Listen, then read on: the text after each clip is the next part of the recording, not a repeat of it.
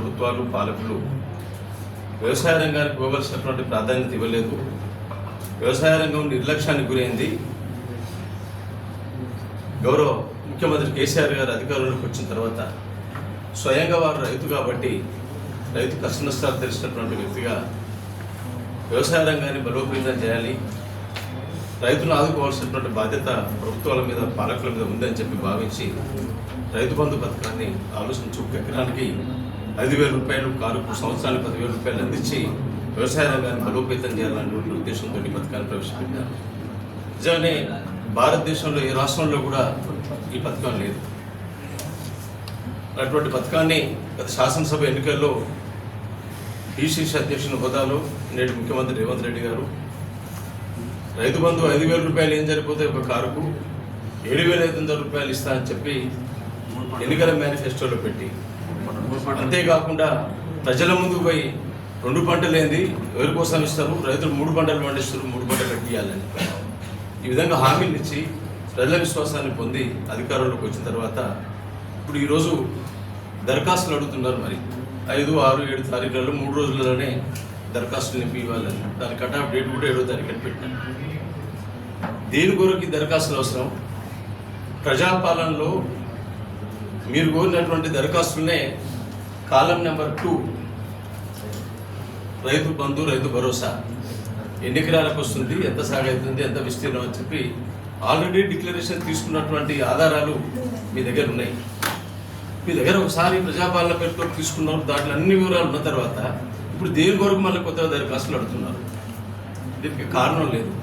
దీన్ని జాప్యం చేయడానికి, ఏ విధంగా రైతు భరోసాను చెల్లించడాన్ని తప్పించుకోవడానికి చేస్తున్నటువంటి ప్రయత్నాల్లో భాగమని ఈ ద్వారా తెలియజేస్తున్నాం.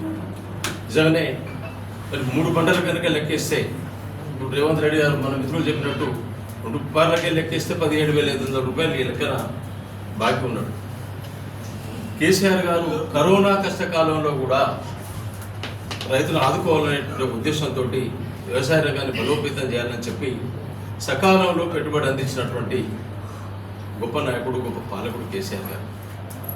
దాన్ని వచ్చిన తర్వాత ఒక కారు నిజంగానే గత ప్రభుత్వం అక్కడ రైతు బంధు కోసం ఏర్పాటు చేసినటువంటి నిధుల నుంచే ఒక్కసారి కారుకి ఇచ్చినాము.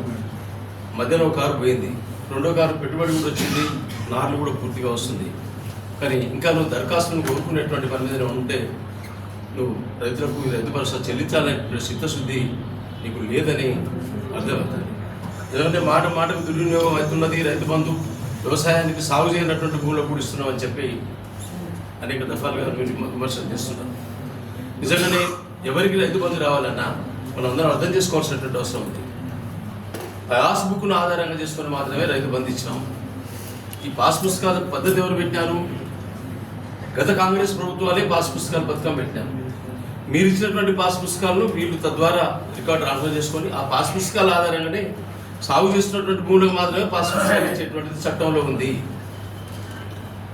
వ్యవసాయం సాగు చేస్తేనే పాస్ పుస్తకం ఇవ్వాలి, చట్టంలో రూపొందించబడ్డది. మరి ఆ భూములకే ట్రాన్స్ఫర్ అయినటువంటి భూములకు పాస్ పుస్తకాలను వాటికి వీళ్ళు ఇచ్చినారు తప్ప మీరు ఇప్పుడేదో రోడ్ల కింద పోయింది, ప్లాట్ల కింద పోయింది, ఇంకేదో ఇండస్ట్రీలో పోయినటువంటి భూములకు కూడా ఇస్తున్నాం అనేటువంటిది. సరే 1 or 2% ఉంటే అధికారం నీ దగ్గరనే ఉంది. 1 సంవత్సరం అయింది. ఏ విధంగా ఎక్కడ అన్యాయం జరిగింది, ఏ విధంగా దుర్వినియోగమైందని చూసి తేల్చాల్సినటువంటి మీరు కాలయాపన చేసేటువంటి ఉద్దేశం ఒకవైపు, ఏ విధంగా ఈ రైతు భరోసా చెల్లించకుండా తప్పించుకోవాలనేటువంటి ప్రయత్నంలో భాగం అనేటువంటిది మనందరం అర్థం చేసుకోవాల్సినటువంటి అవసరం ఉంది. సరే, ఇటు రైతు బంధు కానీ రైతు కూలీలకు కూడా మీరు ఏదో ఇస్తారని చెప్పి సంవత్సరానికి 12,000 ఇస్తా అన్నారు. ఆ విషయంలో కూడా ఇంతవరకు మీ దగ్గర స్పష్టత లేదు.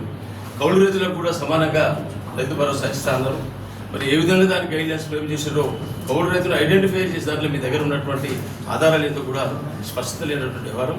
ఒకవైపు రైతు బంధే కాకుండా, రైతు కూలీలకే కాకుండా, కౌలు రైతులకే కాకుండా ప్రజలకు ఎంతమంది అయితే సంక్షేమ పథకాలలో కూడా మీరు అనేక హామీలు ఇచ్చి అధికారంలోకి వచ్చినటువంటి మీరు బాధ్యత గల ప్రతిపక్ష పార్టీగా రైతు బంధుతో సహా మిగతా మీరు ఇచ్చినటువంటి హామీలను కూడా నెరవేర్చాలని ఈ సందర్భంగా రైతులకు కానీ ప్రజలకు కానీ మీడియా ద్వారా మేము చేసేటువంటి విజ్ఞప్తి, కేసీఆర్ గారి పాలనా తీరు, నేటి రేవంత్ రెడ్డి గారి పరిపాలన తీరును ఒకసారి బేరీజ్ చేసుకోమని, ప్రజలను కూడా 2 ప్రభుత్వాలకు ఉన్నటువంటి కమిట్మెంటు, అంకితభావం ఇటు గత ప్రభుత్వానికి నేటి ప్రభుత్వానికి ఒకసారి బేరీ చేసుకొని మీరంతా రేపు రైతు భరోసా విషయంలో బాధ్యత గల ప్రతిపక్ష పార్టీగా బీఆర్ఎస్ తీసుకోబోయేటువంటి నిర్ణయానికి రైతులు సిద్ధంగా ఉండాలని చెప్పి మేము మీడియా ద్వారా విజ్ఞప్తి చేస్తున్నాం.